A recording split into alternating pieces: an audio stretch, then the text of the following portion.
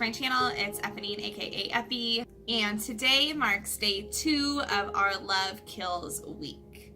Now, today's story is going to obviously be another crime that happened on Valentine's Day. This one does involve another couple, but it's a little bit different from yesterday's. So I do want to go ahead and give my little disclaimer that in doing these videos, I mean no disrespect or any offense to anybody involved in these stories. This is just information that I have compiled off the internet and managed to put together into one video. That way people looking for information about this case can come to one place to find a lot of info. So without further ado, let's go ahead and jump into the story of John and Susan Hamilton.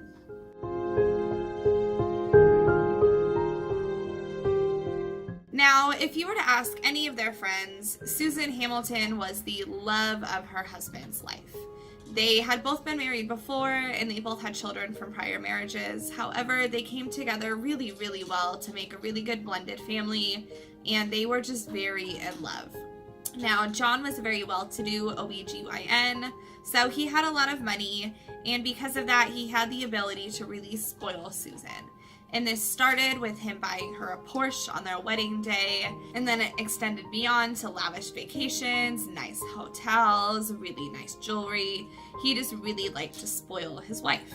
So on Valentine's Day of 2001, John Hamilton, who was 53 at the time, ordered a very, very expensive and very nice bouquet of red orchids for his wife, but he would never get a chance to give them to her. John Hamilton came home between surgeries on Valentine's Day of 2001 to find his wife dead.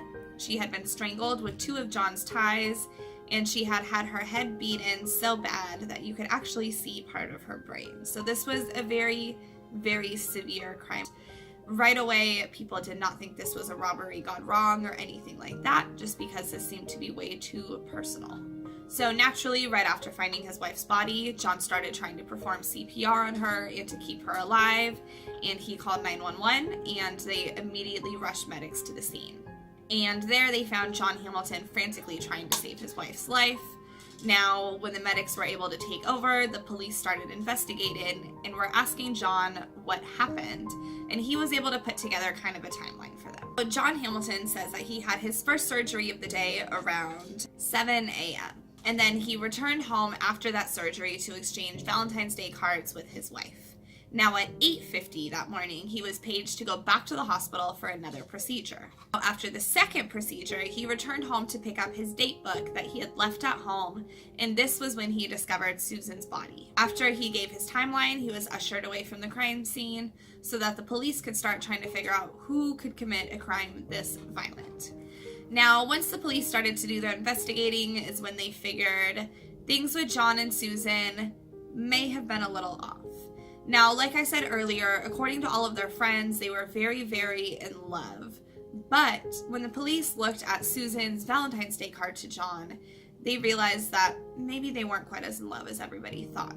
So Susan's card said, "I bought my cards 2 weeks ago, so I guess maybe they don't seem as appropriate now. But I do love you. Have a good day, Susan."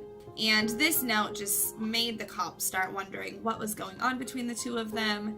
Everybody thought that they were so in love and they were such a perfect couple, but this card is clearly hinting otherwise.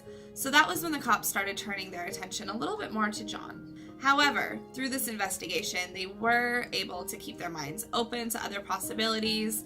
Now, John was an OBGYN, like I mentioned earlier, so he did perform abortions out of his clinic. And this was something that is still a very hot topic today and that a lot of people had issues with. So they figured, yes, this could have been John who killed his wife. However, it also could have been somebody who killed her because they were getting back at John for performing abortions. The doctor had been targeted by anti-abortion groups before in the past, including in 1998 when the group, the Army of God, who was a militant anti-abortion group, had faxed John a wanted poster the same week that another abortion doctor was murdered by a sniper. However, even with all of this anti-abortion stuff being a possibility, the cops really started to think that this was John. Investigators found that Susan had found records of John making a whole lot of calls and getting a whole lot of calls from a topless dancer or a stripper. And this showed that there may have been some sort of infidelity at play within the marriage. Friends of Susan also actually say that she had talked to them about contemplating getting a divorce with John before too. So at this point, a theory was actually suggested that John had came home to exchange cards with his wife on Valentine's Day, but that an argument had happened during this exchanging of cards, and that John had snapped and actually murdered his wife during this time. They believe that John knew his wife was too good for him, and that he knew that he was making mistakes in the relationship, and that Susan was contemplating leaving him, so that instead of losing her, he just snapped and decided to kill her instead. James Hamilton, however, adamantly denied all of this as even being a possibility. He stated that he was not having an affair, and that he was only calling the stripper because she was in need of attention and he could give it to her. He also stated that he is not the kind of person to act irrationally, and that he's not the kind of person to fly off the handle when situations go a little awry. But unfortunately for John, the police, they didn't believe him.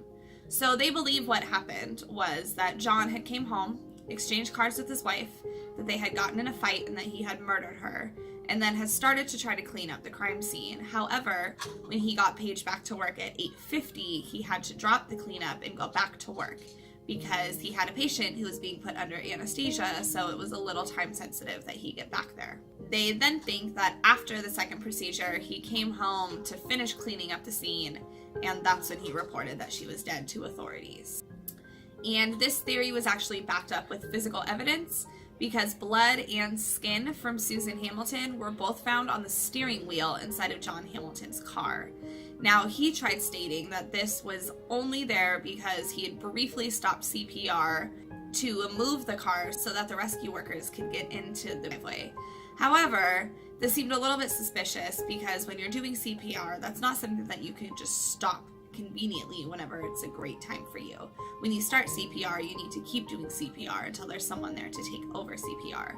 So the authorities did think that was kind of a strange story to use as a cover-up, especially with him being a doctor. So for his defense, his law team actually hired a criminal investigator to come look at the crime scene and to look at the blood spatter and to look at all of the evidence and to help prove him innocent.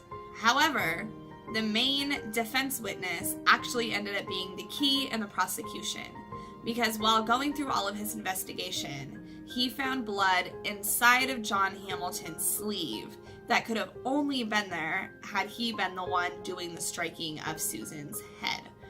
So when he went up to do his testimony, he said everything as he, was supposed to, everything the defense wanted him to say. However, then he was asked under oath if he knew anything else that the prosecution would need to know in regards to this case. And because he was under oath, that he had to state that yes, there was blood on John Hamilton's sleeve, and yes, because of that, I think that he was the one who committed the murder. And it was quoted that it was almost like a neon sign pointing to the fact that the wearer of the shirt had been the one who committed the murder. And it was stated that it was the crime scene investigator's testimony who really helped close this case for everybody. It took the jury only 2 hours to deliberate, and they found John Hamilton guilty of first-degree murder. And he was later sentenced to life in prison without the possibility of parole.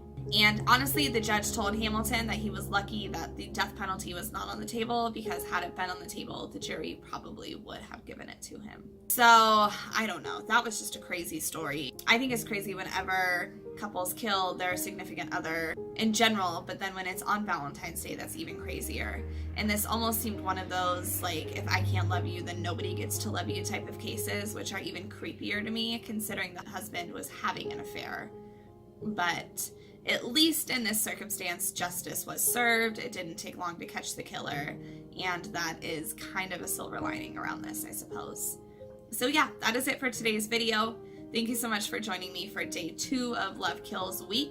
Hopefully you are enjoying what you see so far, and if you are, please make sure to give me a thumbs up, hit that subscribe button and that little bell notification button so that you will know when the new videos come out. So yeah, that is it. Thank you guys so much for hanging out with me today and for giving me a little bit of your day. I really appreciate it. And until next time, I love you all, and we'll touch base soon. Bye!